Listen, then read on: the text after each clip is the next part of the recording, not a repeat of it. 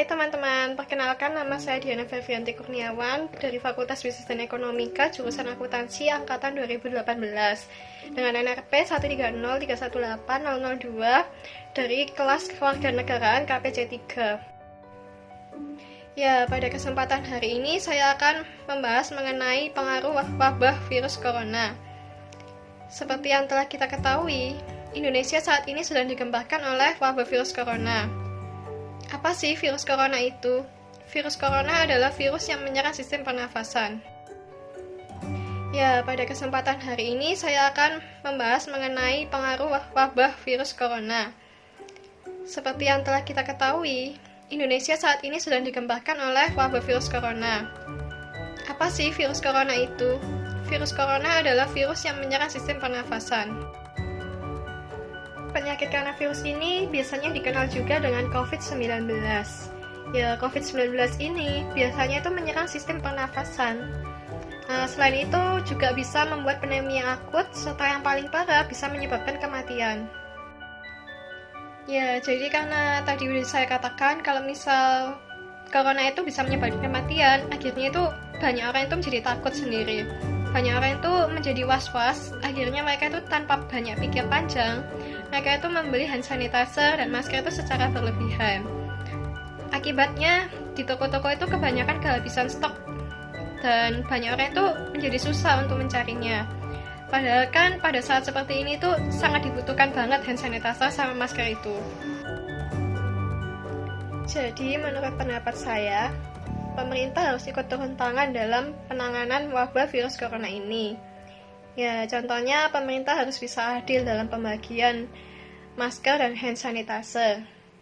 Contohnya pemerintah itu bisa mengeluarkan kebijakan bahwa dalam pusat perbelanjaan maksimal setiap orang itu bertransaksi 2 hand sanitizer dengan 2 masker. Jadi tidak sampai itu satu orang itu bisa membeli banyak karena stoknya terbatas.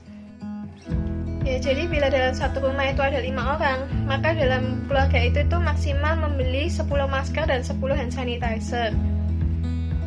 Jika mereka butuh lagi, baru mereka itu membeli lagi.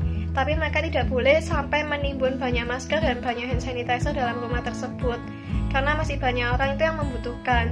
Jadi biar semuanya itu adil, biar semuanya sama-sama memiliki kebutuhan yang mereka butuhkan untuk menjaga kesehatan mereka.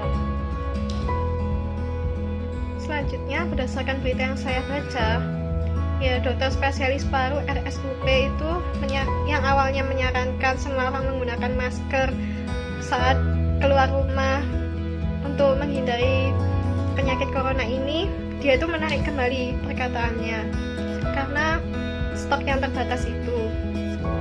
Ya, beliau itu mengatakan bahwa hanya orang sakit saja yang menggunakan masker. Orang yang tidak sakit itu tidak perlu sampai menggunakan masker.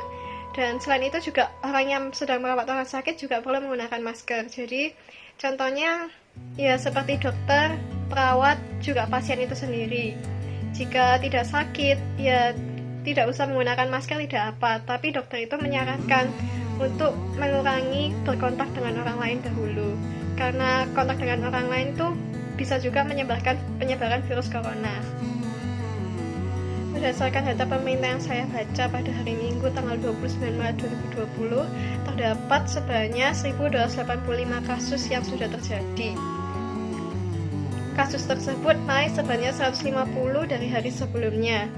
Berdasarkan data tersebut, terdapat 65 orang yang dinyatakan sembuh dari virus corona. Tetapi ada banyak juga yang meninggal dan ada juga yang masih dalam proses pemulihan.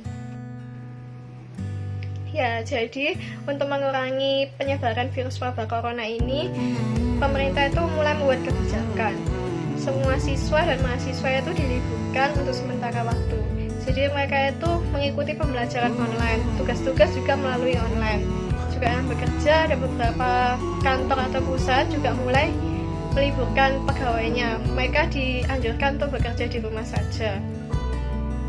Ya, hal ini itu bersifat sementara untuk kebaikan semua orang. Dokter spesialis paru itu menyarankan bahwa misalkan ada sesuatu yang mendesak untuk membuat kita keluar rumah, setelah keluar rumah kita harus langsung mensterilkan diri, seperti mencuci mencuci semua pakaian yang habis dipakai atau rajin-rajin mencuci tangan. Bahkan sebelum kita menangkap hidangan, ya kita itu juga perlu mencuci tangan terlebih dahulu. Ya, sekian dulu ya teman-teman informasi dari saya. Saya harap apa yang saya sampaikan bisa bermanfaat bagi kita bersama. Sampai jumpa lagi.